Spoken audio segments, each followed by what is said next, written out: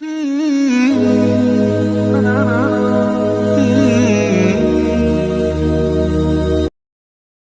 बूढ़े बाप के आसपास बैठ गए। बूढ़े बाप ने तिलावत ख़त्म की, कुरान करीम को बंद किया और फिर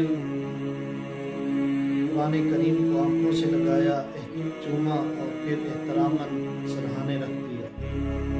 एक नज़र तमाम बेटों पर डाली और फिर कहने लगा कि इससे पहले कि मेरी आंखें बंद हो जाएं, मैं चाहता हूं कि मैं अपनी जायदाद उन सब में बांट दूं,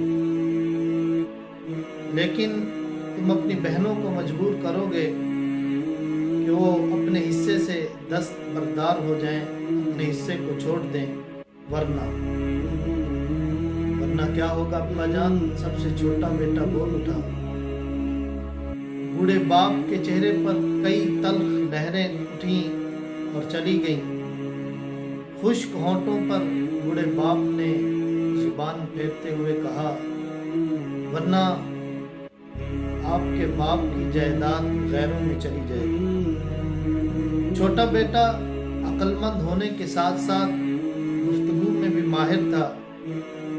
अब्बा जान से कहने लगा कि अब्बा जान, बेटी को जायदाद से हक देने का हुक्म अल्लाह ताला का है।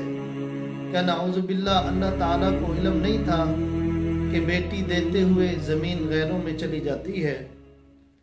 कमरे में खामोशी छा गई।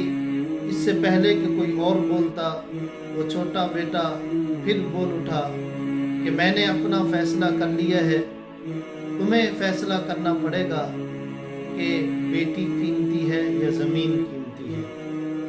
तो मैं अपने उन दोस्तों से अर्ज़ करना चाहूँगा जो अपनी बेटियों को विरासत के हक से महरूम कर देते हैं, और उन भाइयों से कहना चाहूँगा जो बहनों की जायदाद पर कब्ज़ा जमा लेते हैं, वो थोड़ी सी दुनिया की ऐश व इशरत की खातिर जहन्नुम का ईंधन बन रहे हैं।